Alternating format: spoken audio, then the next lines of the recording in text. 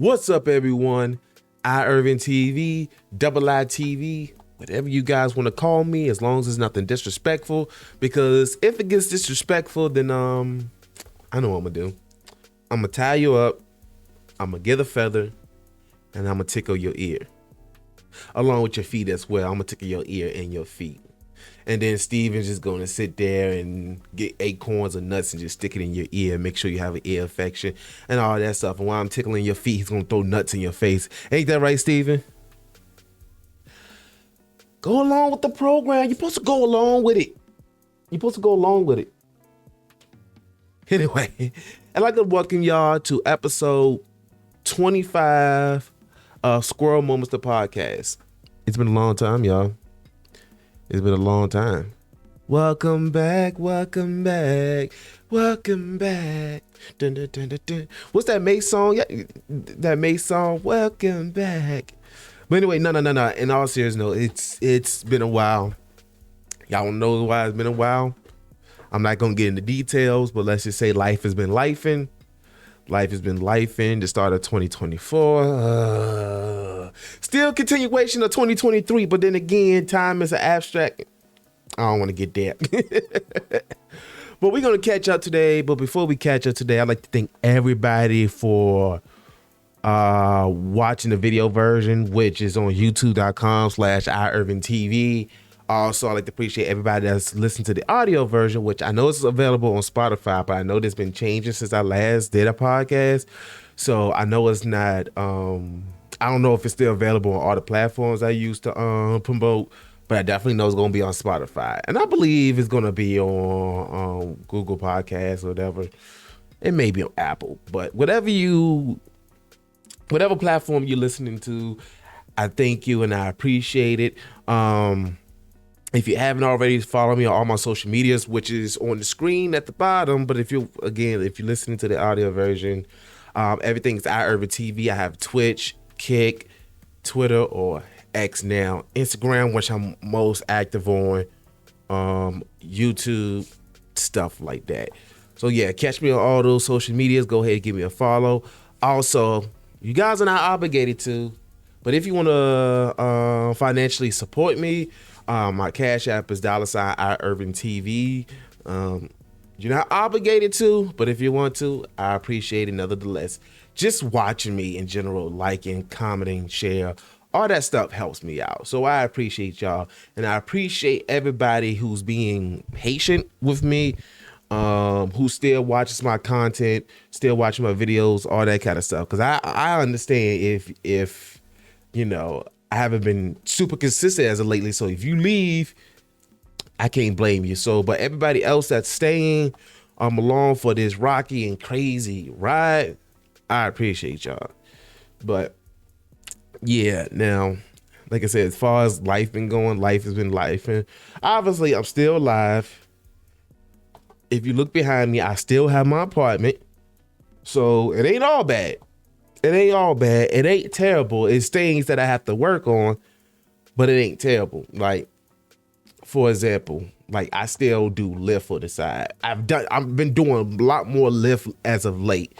And that's why, you know, by the time I get home, I ain't gonna lie, I'm a little tired. And I'm a human being at the end of the day. So I need my rest. Because I used to just do it like once, maybe at the most twice a week, just doing like 4 trips, 6 if I want extra money. But now I do 6 to 8. And I do, when I mean by 6 to 8, I mean by trips, 6 to 8 trips. And what else? And I do it 3 times a week. Sometimes I might do it 4 times a week. So while still working my primary, my full-time job. So I ain't gonna lie, I've been busy handling the stuff off screen. And I know some people ready to say, well, it doesn't matter. You still got to do what you got to do. You still got to put stuff out there and all that stuff, which I understand that. But at the same time, this is important to me. Don't get me wrong. This is important to me. But what's even more important to me is keeping a roof over my head, keeping my mental health intact, all that kind of stuff. And I love doing this. And I still do things from time to time. Like, you know, I still stream, even though I haven't been consistent with that. I still drop a video here and there. Like, for example, I recently just dropped the episode 7, part 1 of Let's Play Jedi Survivor, which I'm almost done. I just got to edit the last episode because part 2 is already done and technically it's uploaded. I just haven't made it public yet. So, and oh my gosh, those 2 episodes that I edited was fire. When I say it was fire, it's fire. It should have been done by now because I think I recorded, the game came out last May, June, July, one of those 3 months or whatever. And it took me a while. The reason why it took me so long to even start putting it out because, and I think I explained this on the last episode, which was like 6 to 8. No, it's 8 months. It's been 8 months going on 9 since I released my last episode. But I wanted to do the skit / the mini film that I did, and it cost some money. I was able to get it. I was able to do all of that.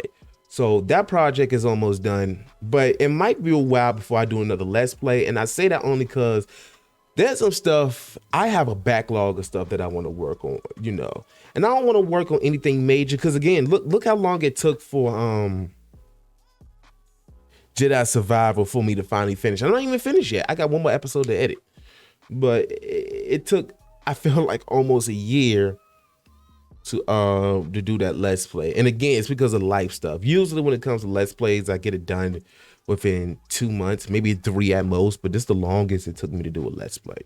So, but don't worry, I'm still gonna be doing them, but it's gonna be a while before I do another one. So, but I still would definitely be doing other types of videos. I'm gonna try to be more consistent with the podcast, I'm just gonna try to be consistent in general. In general, because I'm starting to catch up with life now. I'm starting to catch up. So hopefully I can start putting a little bit more time with you know, doing content creation and all that kind of stuff. So, but yeah. Oh, and another thing too, while I'm thinking about, because I'm looking at myself and I'm looking at the hoodie that I got on. But as you see, I got my Goku hoodie on. If you're watching the video version, I want to say rest in peace to Akira Toriyama. When I say that man made my childhood, nobody can deny that. Because this is a story that I have for y'all, right? I remember when I was in elementary / middle school, Dragon Ball Z used to come on Toonami, and that came on either at, I want to say, it depended on the day, but most of the time it came on 5:30. Sometimes it came on at 6. And my dad used to get off around 5:30-ish.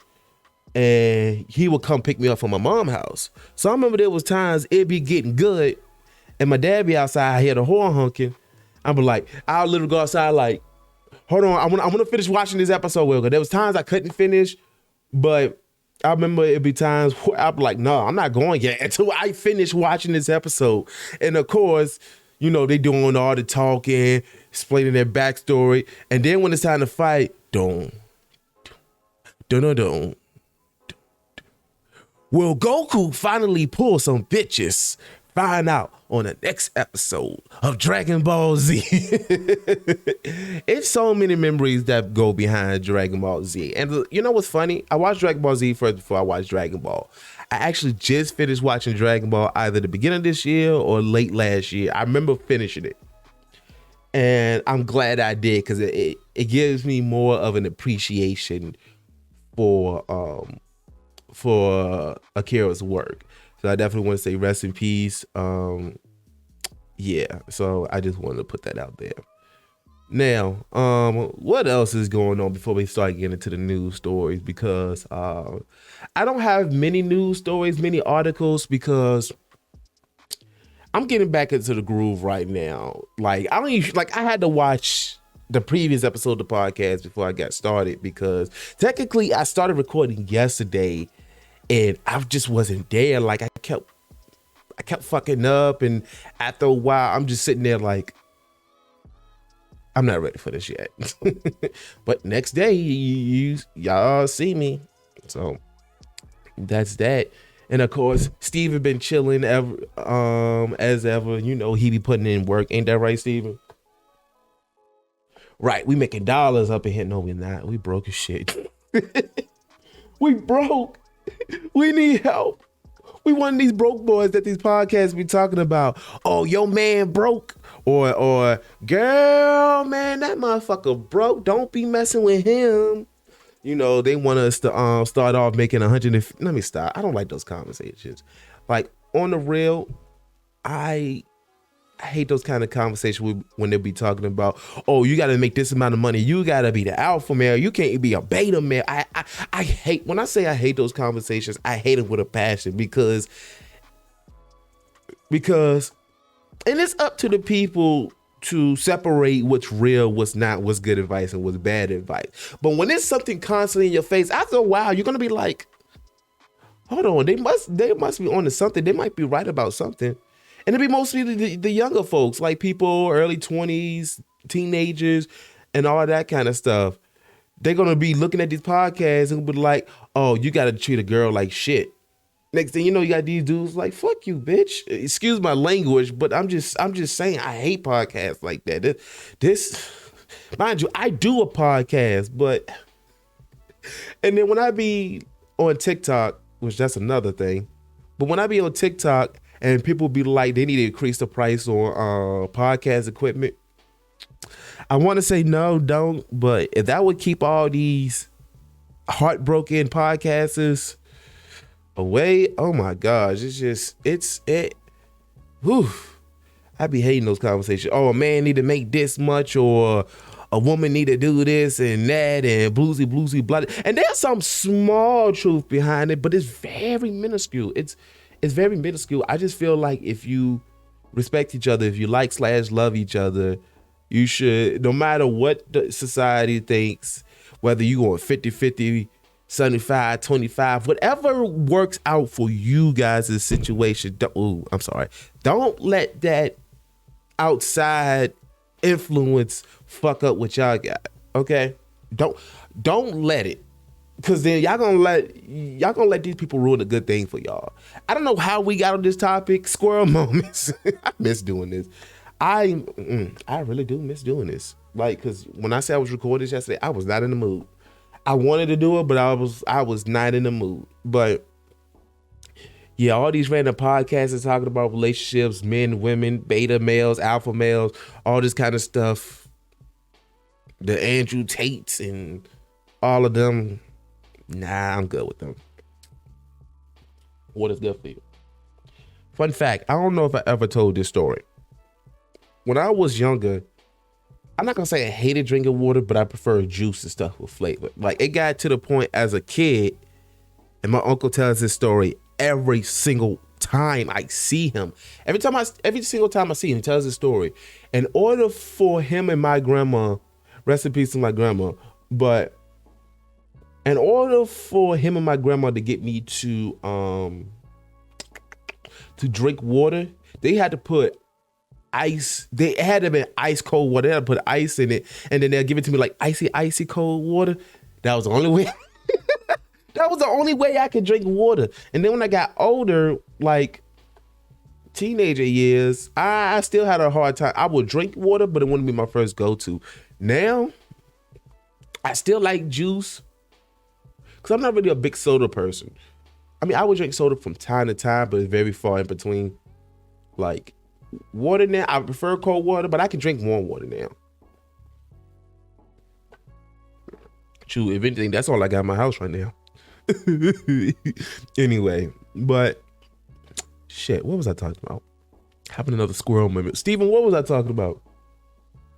The fuck you mean you wasn't paying attention? You're the silent co-host. You are my silent co-host. You're supposed to be paying attention. I love you too, but don't change the subject. All right. Anyway, what were we talking about since you don't know what we was talking about?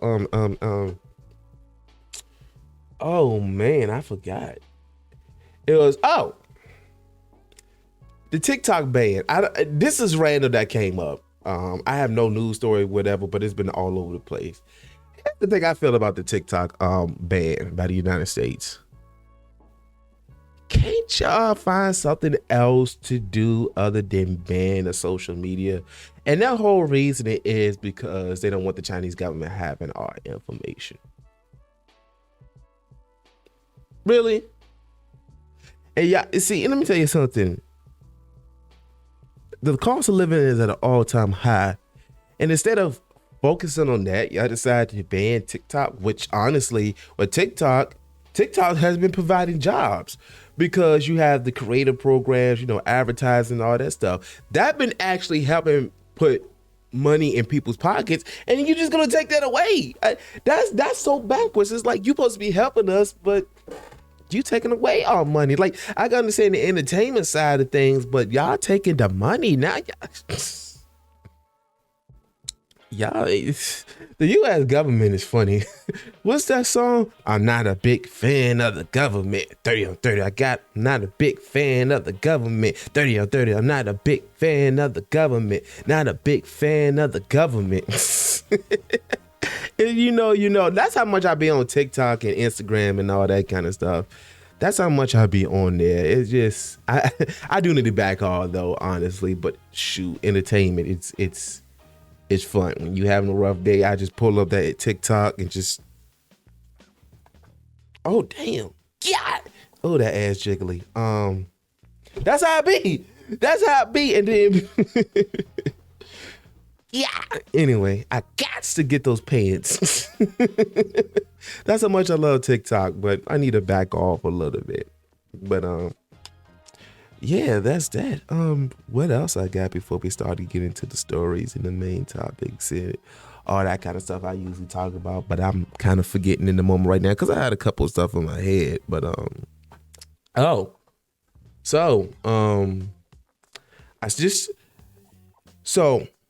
going back to the Lyft thing, right? When I do Lyft, I listen to a lot of audiobooks, right?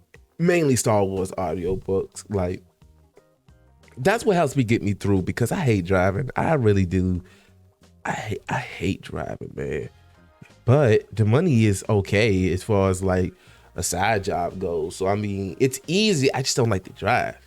So with that being said, with the audiobooks, when I say I've been listening to so many audiobooks, because I've been using this, I'm gonna hook y'all up.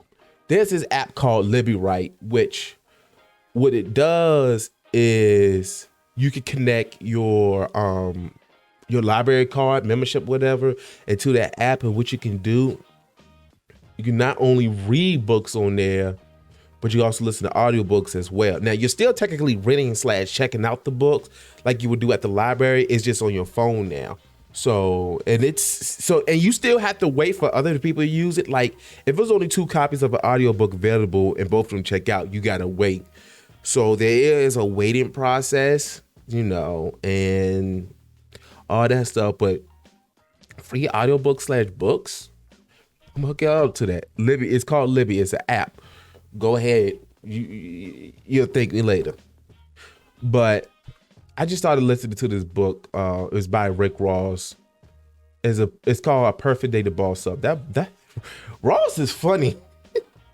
And I know he didn't exactly write down everything. He had a co-author that did most of the writing.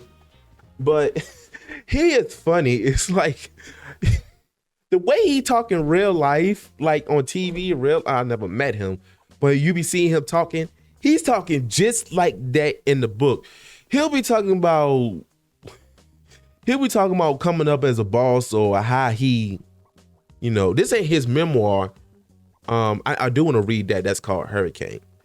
But when he be talking about some of the things he did in order to come up, he be like, I walked beside Evander Holyfield's house when I was broke. And I told myself, I'm going to get that house. I'm going to get that house, which he did. But the way he be talking is so funny. He be like, I remember one time after I went to the jeweler, some dudes outside tried to fight me. He always got to stunt somewhere. He'll be talking about some real shit. And next thing you know, he's stunting.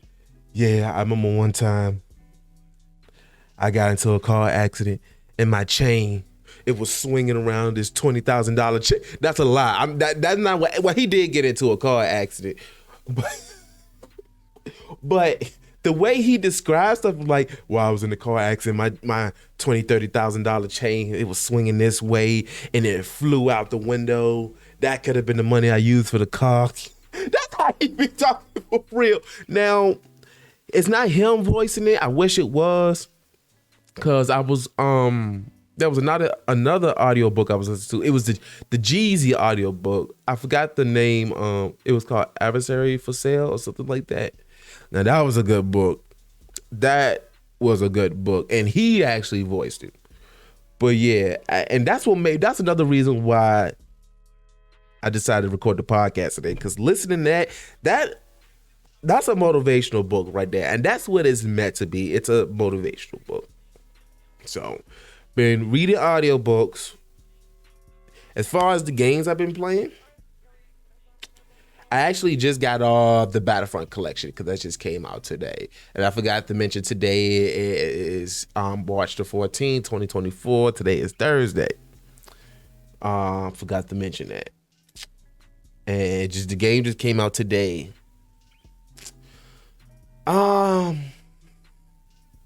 It's not terrible.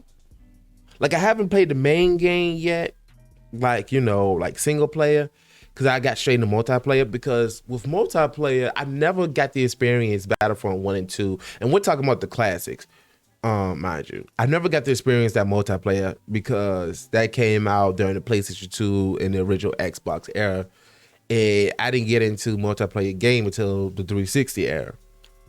So, and I might have played one game online, but after that, I stopped, and then I just never got the chance. So that's the reason why I hopped on here. I hopped on the game, because it was like, it's not really a remaster, although when I'm looking at it, it's actually pretty smooth, honestly, with the 60 frames, 4K. It actually looks good. Now, to the bad, it's the multiplayer, especially Battlefront 2. It's something with the servers. It's something with the servers. Like, for example, you could be shooting somebody and none of the hits are. The first one is a little bit better on this, but the second one, you could be shooting right at somebody and nothing hits. But yet, you could be doing whatever, and then you just die out of nowhere. Come to find, you'll just be shooting, next thing you know, you just fly. It was like somebody killed you. I'm like, what is going on? It's what it is a lot of lag and latency.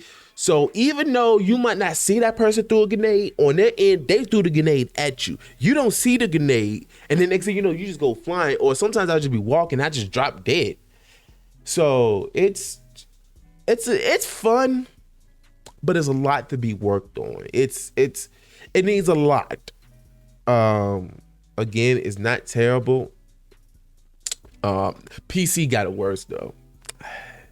PC got it worse. PC always get the shit end of the stick.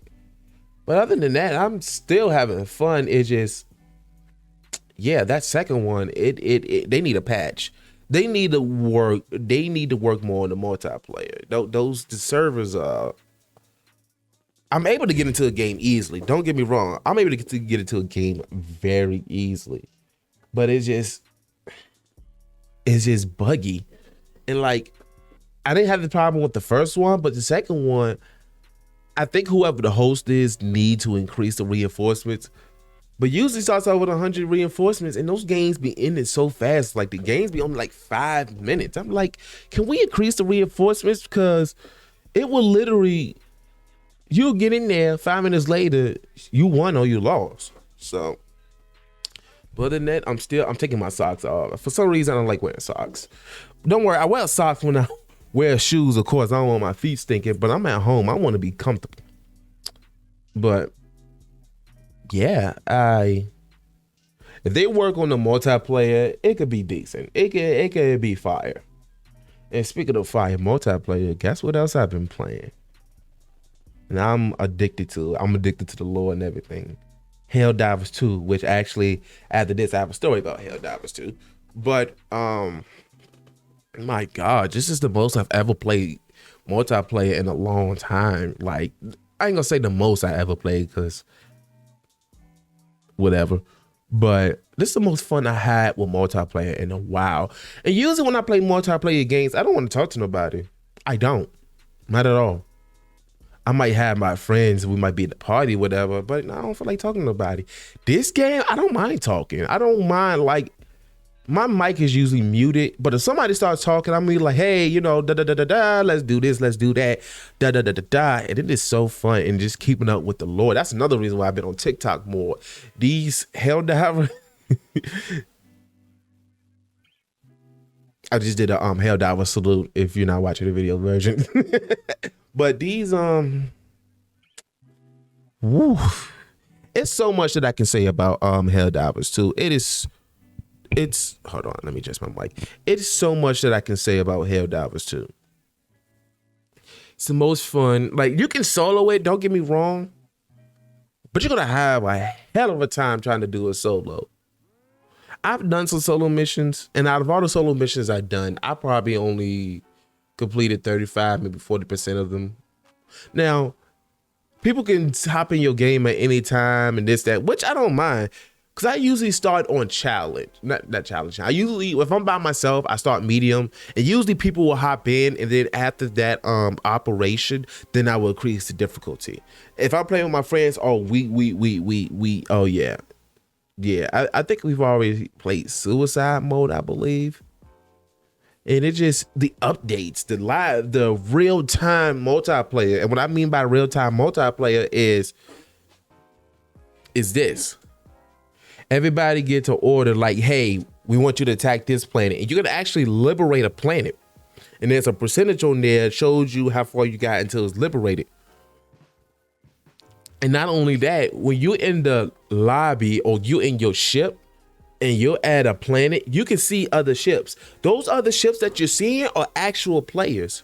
When you see when you seeing the ships shoot at the ground, or you look at the planet and you see the stratagem glows, those are actual players putting down stratagems. When you see a ship blow up, that's an actual player or a squad losing. And that's what I like about it. It's interconnected. Yeah, you can have separate games and this and that, but it's also interconnected. And then you have this guy named Joel. He is actually the game master. He's the one that was like, oh, you know what? Let's increase the difficulty here. Let's do that here. Because, for example, there'll be times where a planet will be liberated, and then like 5 hours later, that bitch back to like 5%. I'm like, what the hell? And you know what I think it is? Because unlike the first one, the second one is much more bigger. And I think Arrowhead didn't, which is who was the developer, they didn't expect for it to be that big. So because people are completing these objectives and completing the order so fast, sometimes Joel gotta be like, you know what, let's reboot this because we can't let them get it too fast. But I'm just waiting for the Illuminate, which is the faction from the first one, come to the second one. And they're gonna come because they've already teased it, like in that little news broadcasting at the bottom. If you look at it, it would like illuminate sightings. You know, now they got the Mecca in there, and now, in which, you know what, I'm gonna get to that once we get to the news story, to the articles. But matter of fact, let's get to it now. But Steven, you got anything to say before we get to the articles? Right. Yeah, Steven been chilling. He's just been doing his own thing, you know. He was doing his own thing.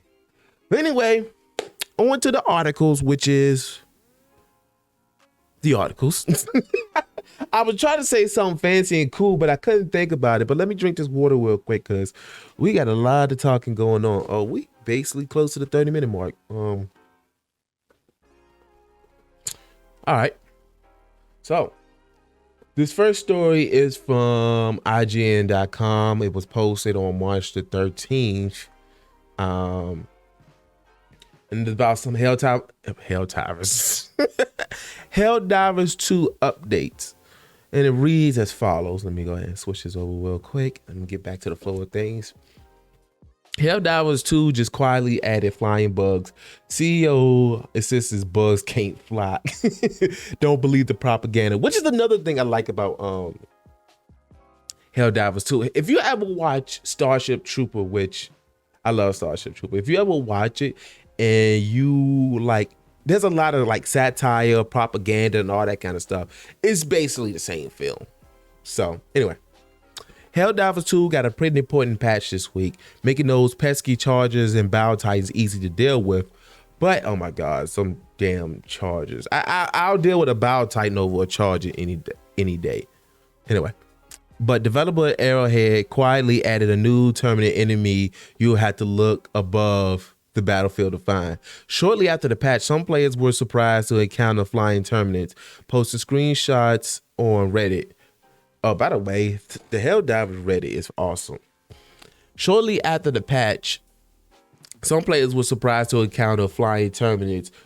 Oh, I've already read that. It's quite a surprise given the fact that there was no mention of them in the patch notes.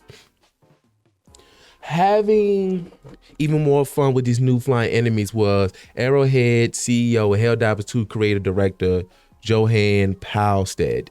I think that's how you say his name. Palstead? I'm going to say Palstead until I'm corrected, who took the X/Twitter to spread some propaganda on behalf of the Ministry of Truth. Typical. I heard rumors of flying bugs in Helldivers 2. I want to officially refute such preposterous claims.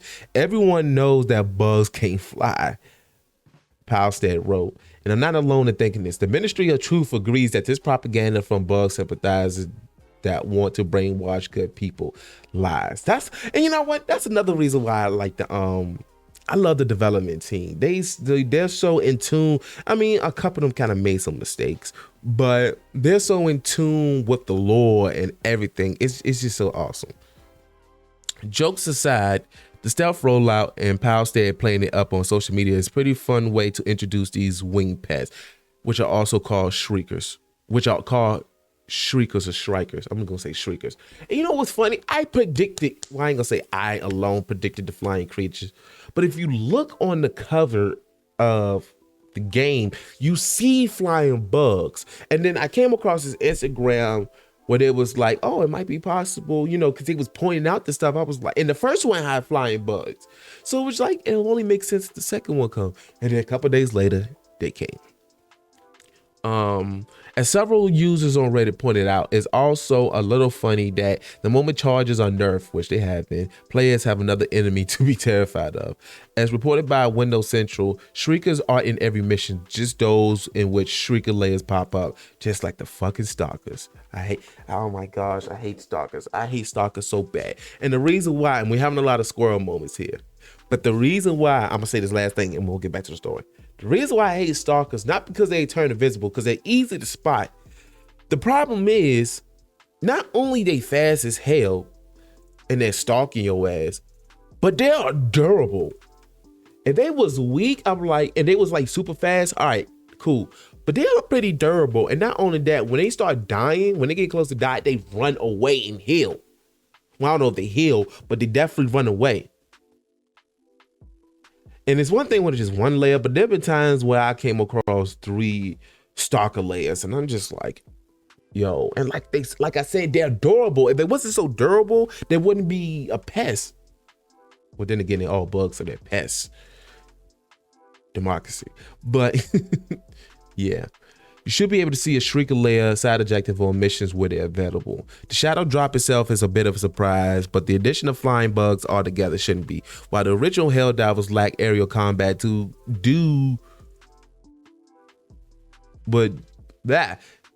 the original Helldivers lack aerial combat due to the top-down shooter view, its sequel shifts to a third-person perspective.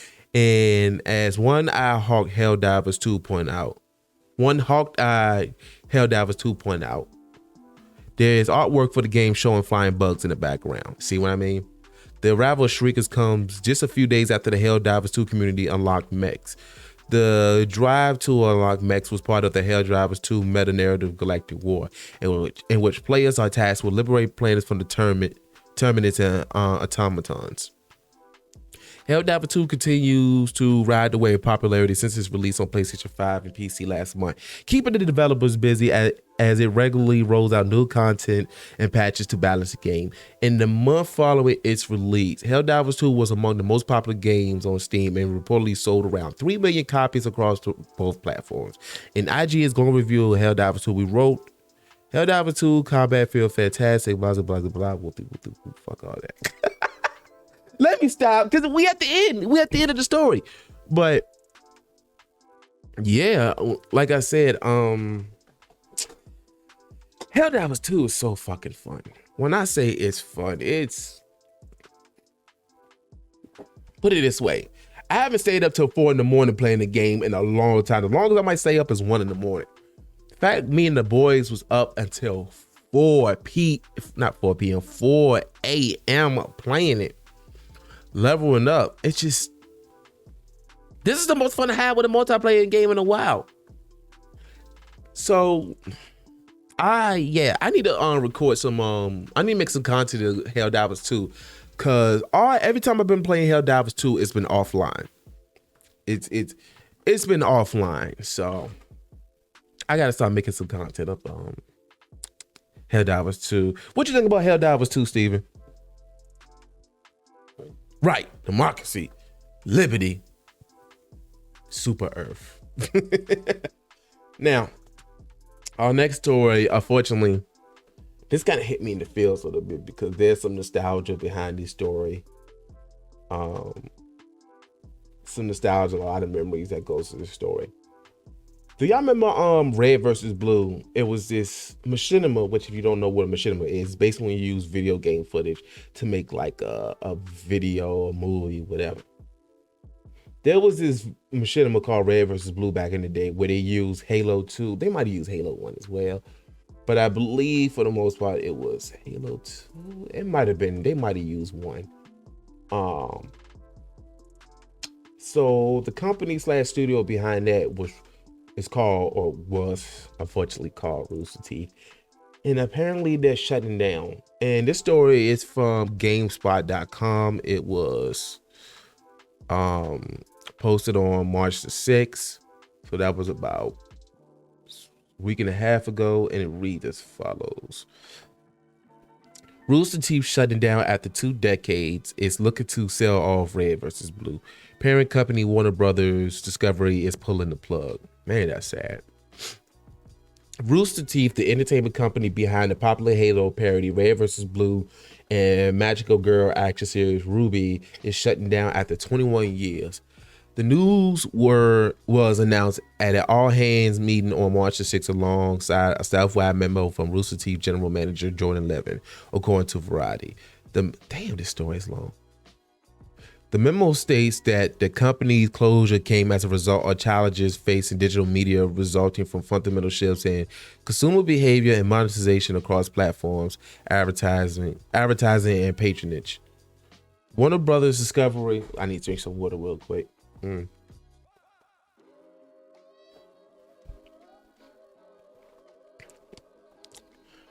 Warner Brothers Discovery is in talks to sell off some of Rooster Teeth's most popular intellectual property, including Red vs. Blue. The show popularized machinima with its use of the Halo game series to tell the story and put Rooster Teeth on the map back in when it started in 2003. Fuck, I'm old. The same year the company was founded. In more recent years, Rooster Teeth has become more associated with its anime-inspired original show RWBY, which has run for 9 seasons and spawned multiple spin-offs and video games. More than 150 full-time employees will be laid off. Fuck, these layoffs are getting ridiculous. Between the tech industry, the gaming industry, and now from the looks of it, the TV industry, it's been a fuck tons of layoffs, which will also affect various contractors and content creators who partner with the company. Warner Bros. Discovery is additionally looking to sell the Roost Podcast Network, an offshoot of Rooster Teeth that produces podcasts on a variety of topics ranging from gaming to true crime. Roost will continue to operate in the meantime until a potential buyer is found. According to Variety, Rooster Teeth has operated at a loss for the past decade. Wow.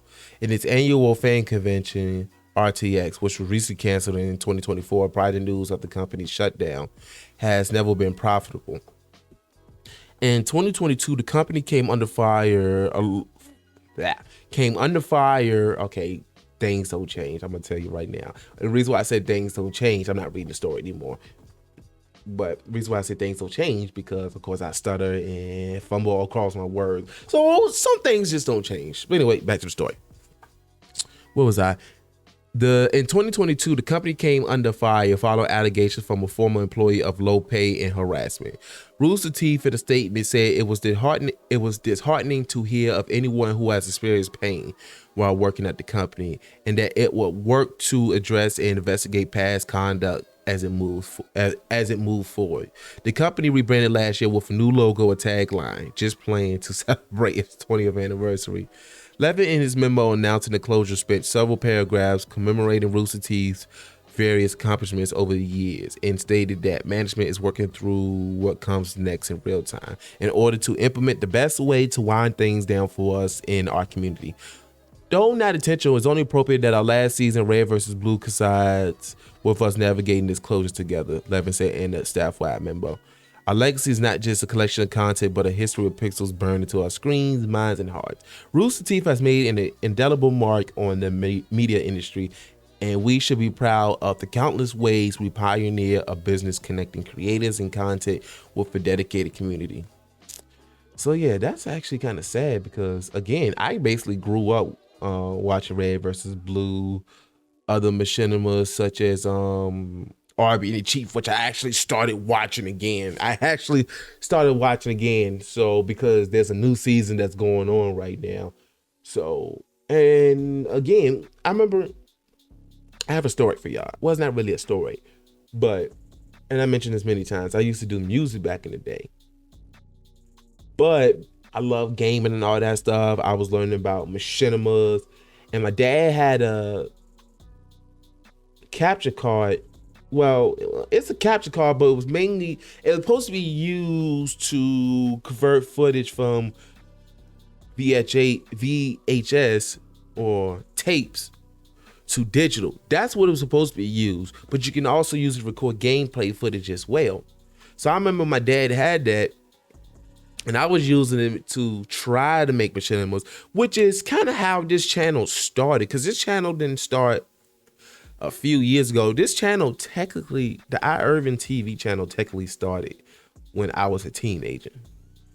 I'm 30 right now, but this channel started when I was a teenager because I was doing music. But I didn't want to put like the side stuff such as, the vlogging, machinimas, the gaming content, all that stuff. I didn't want to put that on my music channel. So I started iUrban TV. And it's funny because I would never thought I would be doing podcasting and all that kind of stuff later on down the line, like years, almost 2 decades later.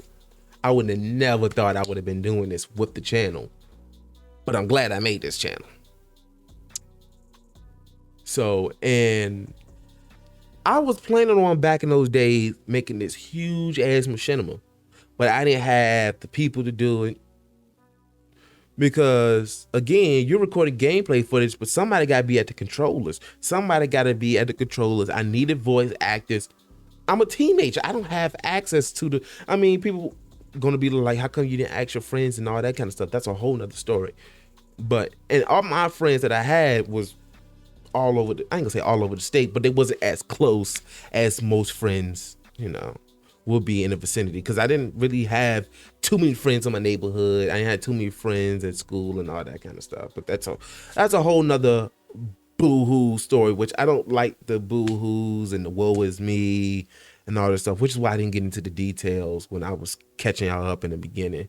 I don't like that. I don't want sympathy and all this kind of stuff. So, but anyway, having another squirrel moment, having another Steven the Squirrel moment. Ain't that right, Steven?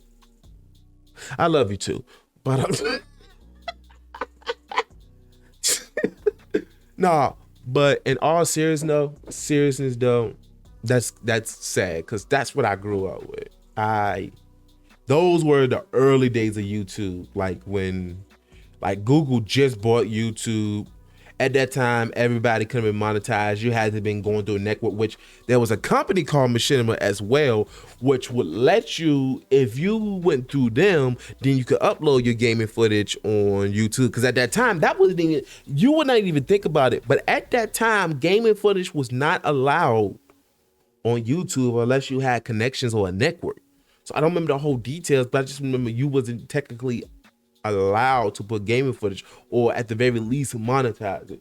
I remember those days, the old YouTube days when you can actually customize your whole. See, I'm going down memory lane. You can customize your profile. You're not just customizing the banner, you're customizing the entire profile and have more stuff. I like those days. I guess Google/YouTube had to simplify stuff, but yeah, that's sad. What you think about Rooster Teeth shutting down, Steven? You say we should make our own company? Shh, hold on. We can't tell them too much. We can't. Shh. Anyway, now this next story that I found was interesting. Let me ask y'all a question real quick. Let me ask y'all a serious question. Have you ever thought about, not just with video games, but movies in general, although they do kind of have this technology with movies. Have you ever thought, what if I could smell what's going on in that movie? Or what if I can smell what's going on in that game? Have you ever thought about that? I know with movies that got 4D now, where they have the water spraying, sometimes they have a little smoke, sometimes they have a little smell or whatever. But you ever thought about how it will be in video games? Well, this news story from IGN.com kind of hits that curiosity in the back of your mind, because now there is a way you can possibly. I haven't really read this story, but when I did skim through it, I was like, oh, this is interesting. Apparently, there's a thing called GameSense, which is a device or a machine that lets you smell what's going on in the video game. Again, this story is from IGN.com. This was posted on February the 27th, and it reads as follows. This is kind of old, but it's not that old, like 2-3 weeks old. GameSense is a new AI device that lets you smell game worlds while playing. Play it, smell it, fully immerse yourself. If you ever wanted to fully immerse yourself in the game to the point you can smell things appear on screen, I have the product just for you. GameSense is a new product that uses AI to release a scent that correlates to the gameplay on your display. Nah, but for real though. In the press release, the company says that its parent pending adapter allows the device to use real-time audio cues to dispense a scent, like the smell of rain during a storm or gunfire in a first-person shooter that corresponds with the game you're playing. And see, if you're watching the video version, you can see the actual device. Oh, nope. Go back. Oh, crap. I didn't mean to do that. All right, where were we? Yep. This is it right here.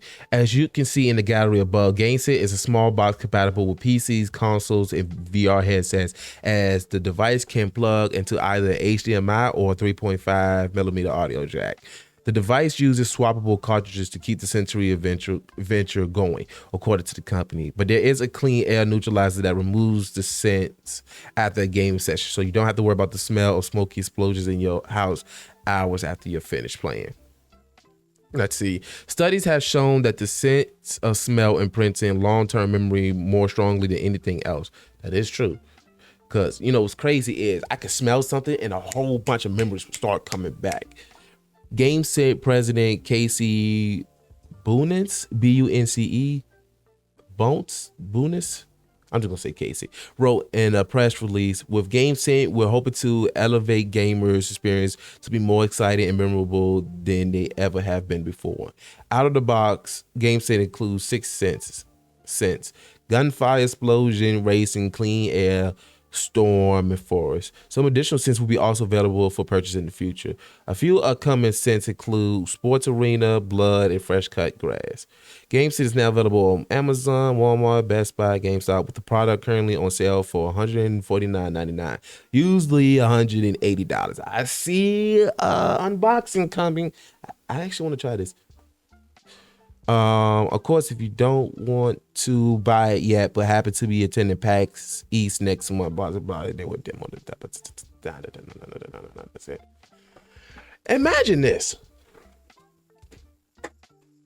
You're playing The Last of Us 2, and you're going through a sewage system, and then it just kicks that smell. It just smells like straight up ass. It smells like straight up onion. It smells like onion.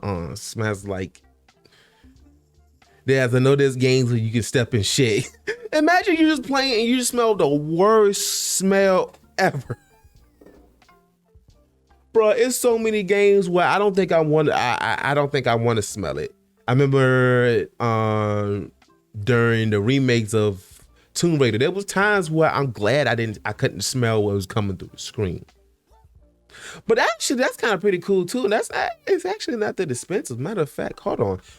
I'm gonna look at it see if it's still on sale. Hold on. Yep, it's still on sale. $149.99.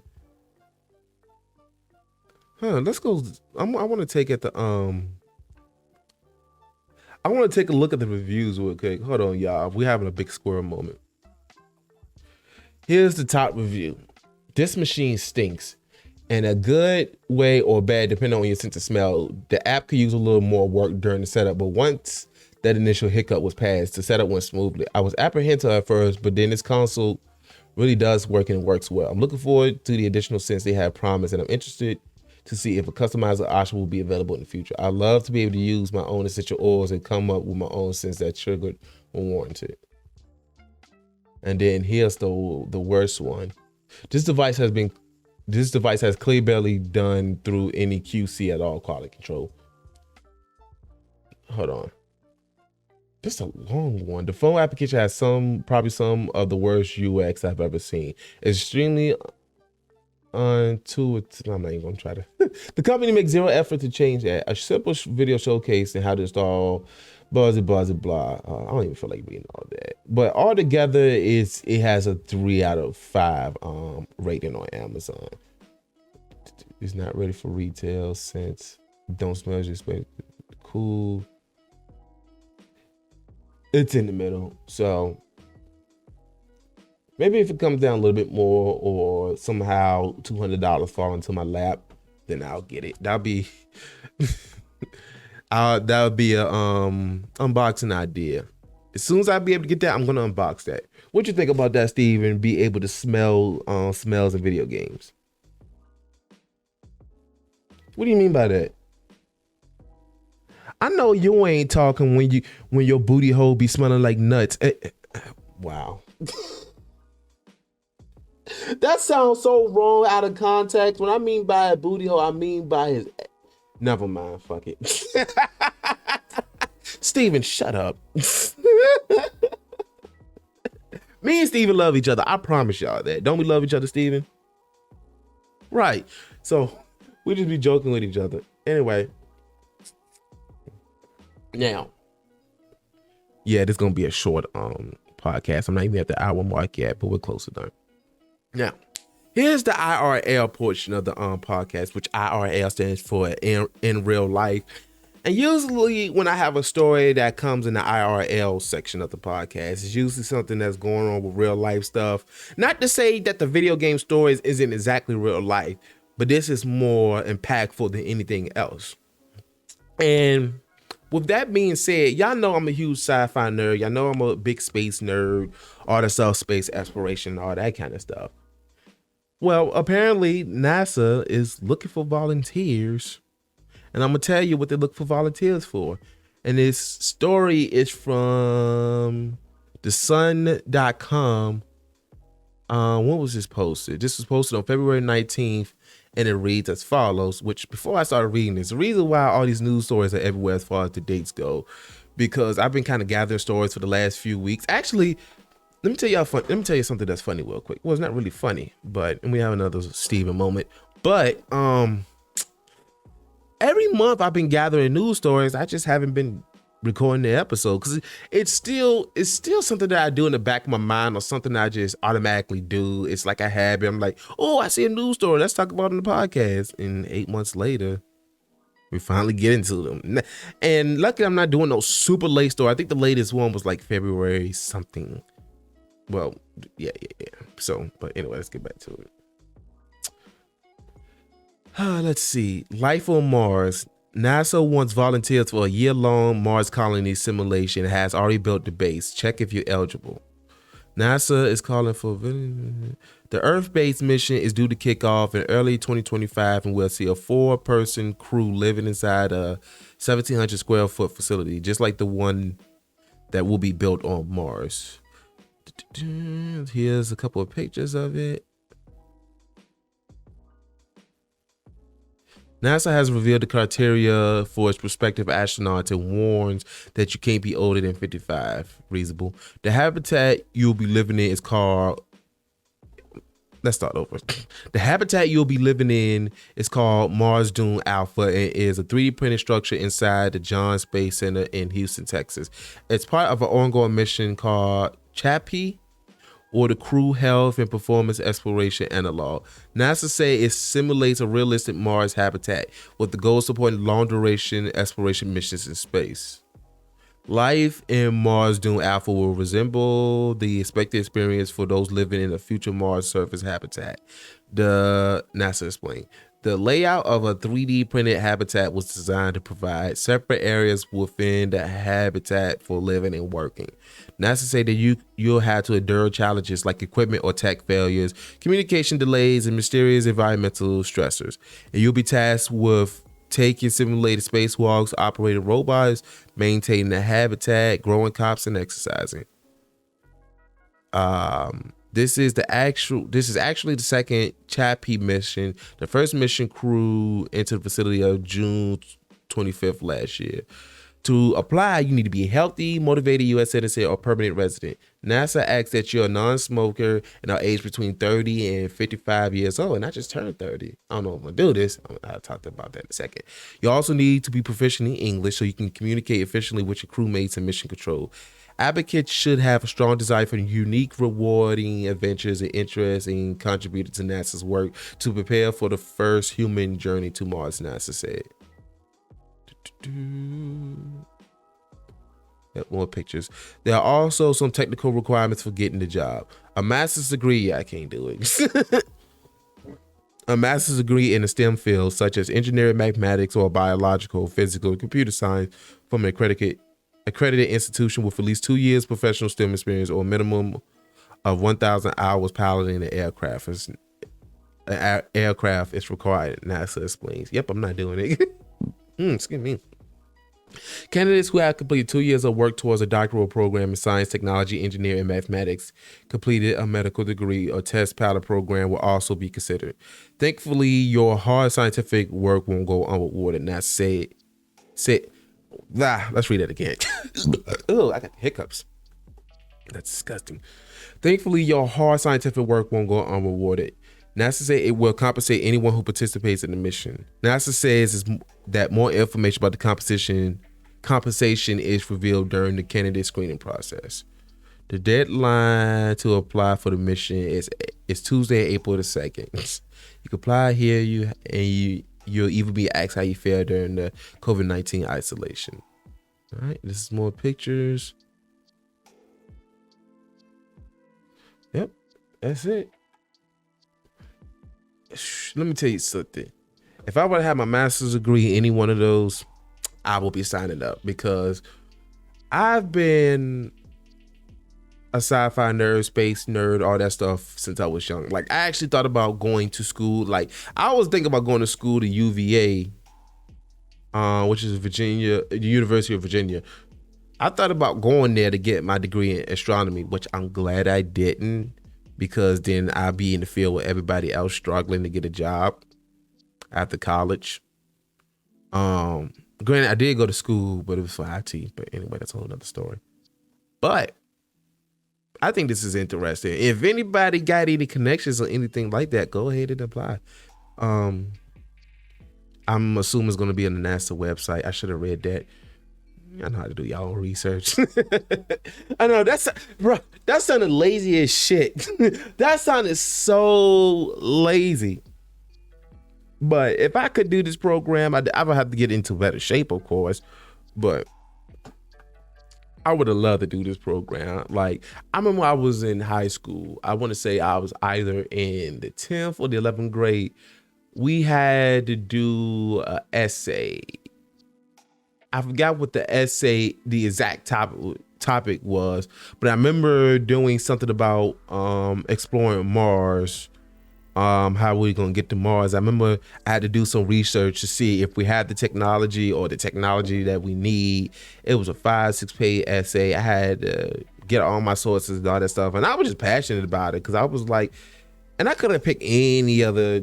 I could have picked any other thing, and I decided to do that one because that's how passionate I am about space exploration. Of course, y'all know I play Star Citizen. I need to get back on Starfield, No Man's Sky. Of course, Helldivers 2 has that sci-fi element, although not the space exploration, but it does have that sci-fi element. So I think that's cool. What you think, Steven? Would you like to go to space?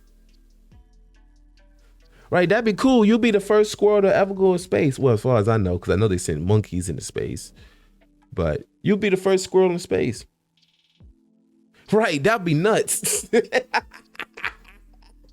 Oh, man, I miss doing this. But anyway, now we're approaching the end of the podcast. We're approaching the SMU portion, of which SMU stands for Squirrel Moments University. This is the portion of the podcast where I kind of give advice or, something that I think, a piece of information that I feel like can help everybody in the long run and all this stuff, whether it comes from a news story, it comes from the heart, it comes from experiences, all that kind of stuff. So, and today's topic, and this shit makes me so frustrated because, okay, there's no news story behind this, but I've been seeing it on TikTok a lot.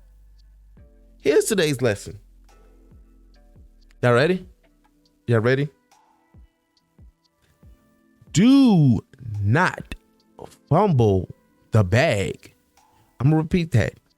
Do not fumble the bag. And you're probably thinking, well, Irving, I gotta get used to people calling me Irv. I mean, that's my name, but like lately, ever since I started, doing content creation, people been calling me Irvin or Irv more. And it used to irritate me at first. I don't know why, but now I don't mind it no more. I actually appreciate it. But anyway, they be like, Irvin.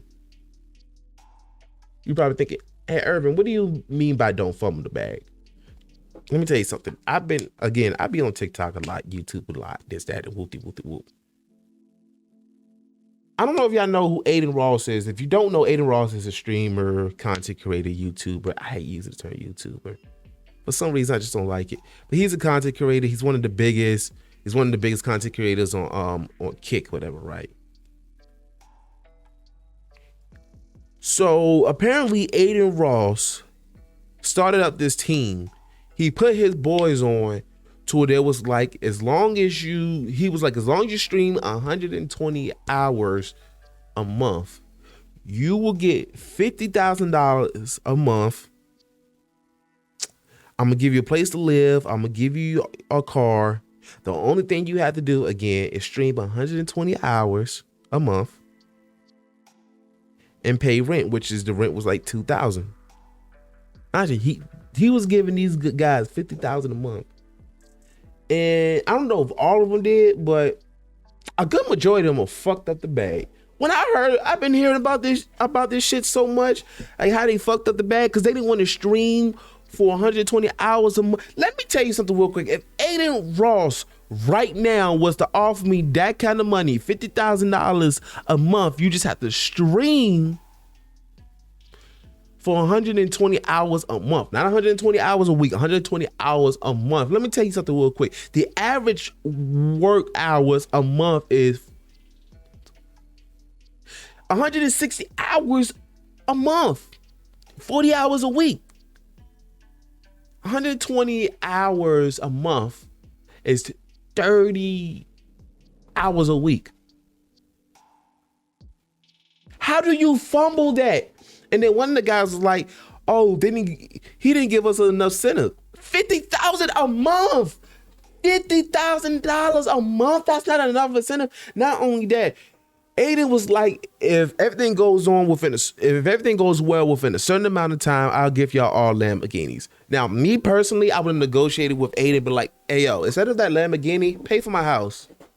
Pay for my house. That's all. Just give me a house, because that's the cost of a Lamborghini. It's a house. Just give me a house and I'll be fine. And not only that, while I'm working for him, I'm gonna be building my own brand because I don't want to be under Aiden forever. But I'm gonna use the opportunity to build my brand, to put money to the side, to just like, even if it only works out for that year, that's over. If I'm doing this math correctly, over $600,000 a year. Plus, that's how much I'm getting paid for him. We haven't even mentioned the ad revenue, the sponsorships, the merch, because I will definitely be doing merch. All that kind of stuff, all the side stuff. We're not just talking about the money that Aiden will be paying me. What again? Merch, advertisements, sponsorships. How do y'all fuck up this bad? Excuse my language if my parents and my grandmothers listening. I love y'all, but this is the facts. This is the fact. How do you fuck up? I don't know how true this really was. Truly. Let's start back over. I'm assuming this is real because how? Let me get that opportunity. Matter of fact, I probably streamed more than that time. Because not only that, he asked to stream. He ain't say you can't make your own content. You can't make your own videos. I will be streaming, using those streams, making videos on the side, or, let me tell you something real quick. And all of them look young as hell. So they probably don't have that mindset of work hard to get where you want. Again, Aiden Ross comes to me with that opportunity. I mean, of course, I look over the contract, make sure I'm not getting bullshitted or anything like that. $50,000. I mean, of course, there's taxes and all that stuff, but come on. I don't even make that in a year. I will be soon, hopefully more. But excuse me, let me drink this water.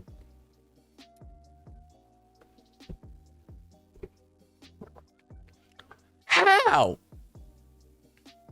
How do you fuck up that badly? No, seriously, can y'all tell me how? And then one of them was like, streaming is harder than construction.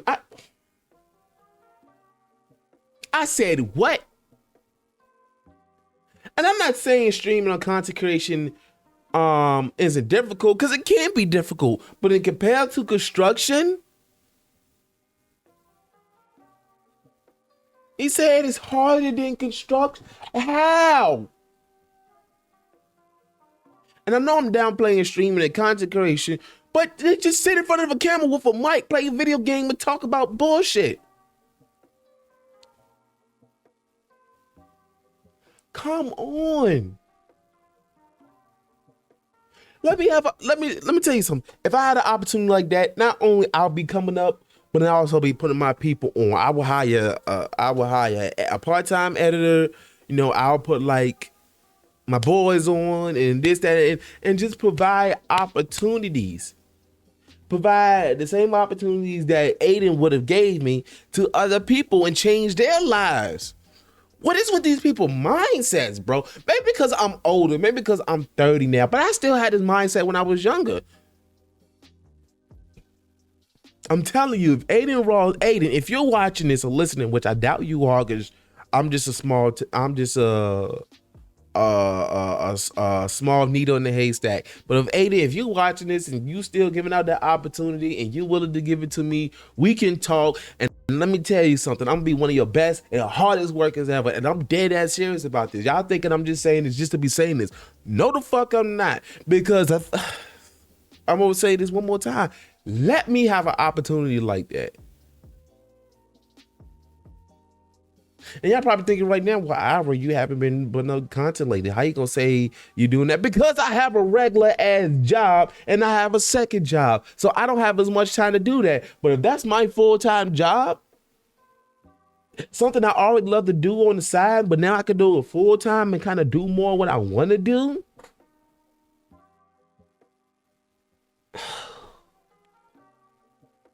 Man. Steven, if I ever find out you fuck up that bad, you're fired. Yes, I do pay you. Maybe not in cash, but in other forms. So, hey, let's not talk about this on the air, and we can talk about this behind the scenes. Steven, don't ever let me find out you mess up a bag this bad. But anyway, y'all, I that's all I have for today, y'all. That's all I have for the podcast today. Again, I know I said this in the beginning before, but I like to thank everybody who's listening / watching / staying tuned, who's been patient with me, because I do know I have some people out there that really love my content. So I like to thank all y'all who's been supporting me since day 1, since day 2 / day 3 / day 365, 500, 600, 700 hours, whatever. I appreciate all y'all for supporting me. I appreciate all y'all who follow me, who shares my content, all that kind of stuff. And again, if you want to follow me on all my social medias, again, everything's iUrbanTV. I have a Twitter /X, Twitch, TikTok, Kick, Instagram, which that Instagram is where I'm mostly active on, YouTube, all that kind of stuff. Again, y'all not obligated to do this, but if you want to, you can go ahead and financially support me. That's on my Cash App. That's $iUrbanTV. And yeah. Oh, and again, Let's Play Jedi Survivor. That's basically done. I got 2 more episodes left, which one of them is already uploaded. I just got to make it public, and then I got to edit the final episode, and then we good. So yeah, Steven, you have anything else before we take off for the day? Yes, recipes take off. But no, seriously, do you have anything else to say? You sure? You good? All right. Well, that's everything. Again, I'm getting to the flow of things, but hope you have a good one. And as usual, promoting peace, gaming, and the wings.